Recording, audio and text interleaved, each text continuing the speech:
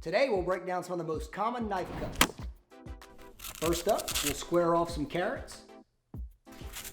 Then cut planks about 1/3 of an inch thick.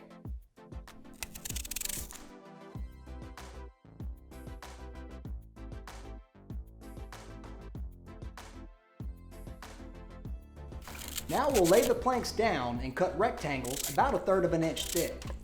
Then cut square cubes also about 1/3 of an inch thick. And this will give us medium dice. Let's square off this russet potato and we'll cut planks about 3/4 of an inch thick. We'll slice those into 2-inch long rectangles also about 3/4 of an inch thick. Finally, our last cut will be again about 3/4 of an inch thick. And now we have large dice. Sweet potatoes rock. Let's begin by squaring this guy off a little.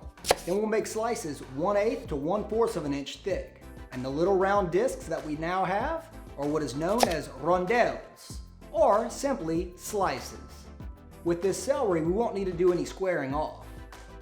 We're making large, fairly uneven cuts. And what this leaves us with is rough chop. Our celery is now ready to join a mirepoix or a trinity.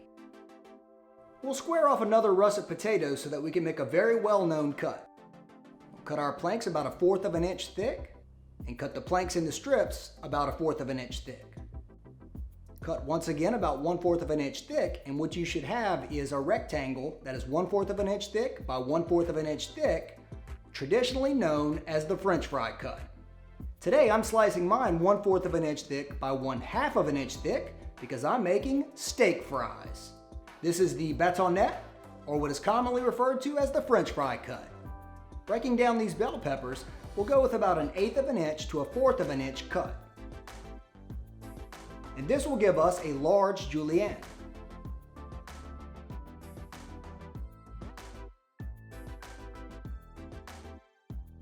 Now notice with this yellow bell pepper, I'm cutting closer to 1/16 of an inch, which is a traditional julienne.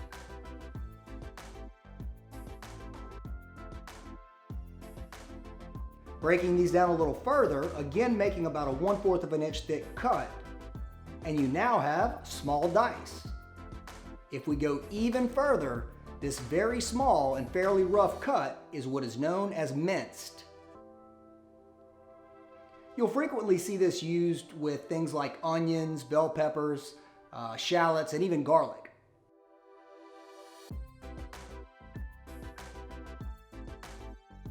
Now for one of the prettiest cuts. Stack a bunch of herb leaves or greens like this, roll them up tightly,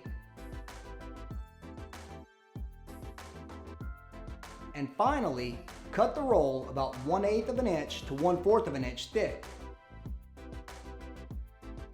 And this will give you chiffonade or ribbons.